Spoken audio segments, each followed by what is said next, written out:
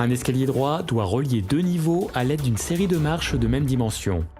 La règle de Blondel vous permettra de définir la hauteur et la largeur des marches et des contre-marches pour garantir un bon confort d'utilisation. Deux hauteurs de marche et un giron doivent être compris entre 60 et 64 cm.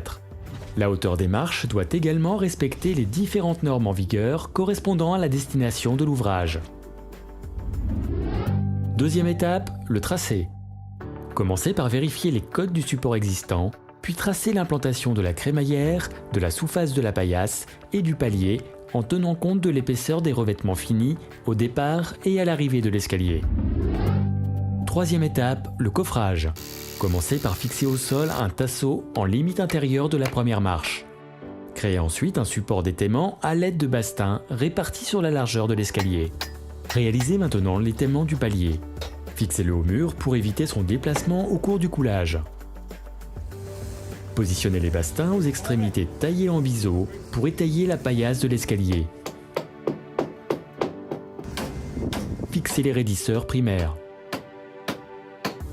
Vous pouvez installer la peau de coffrage.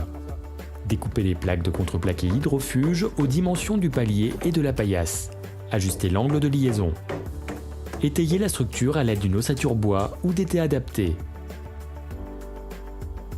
Refermez votre coffrage et reportez le tracé de l'escalier. Votre plateforme est prête.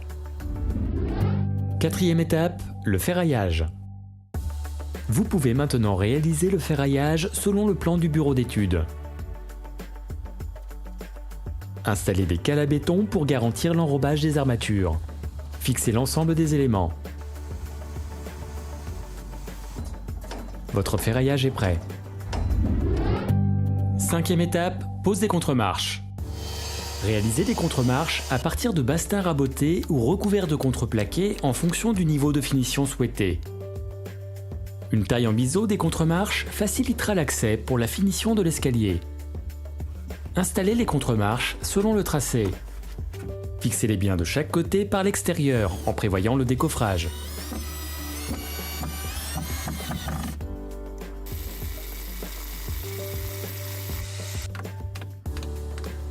Étayez horizontalement la première marche pour reprendre la poussée du béton.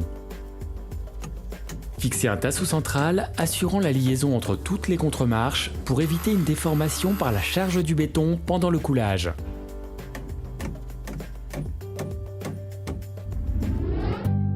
5 bis. Pose des contre-marches en crémaillère inversée. Vous pouvez également réaliser la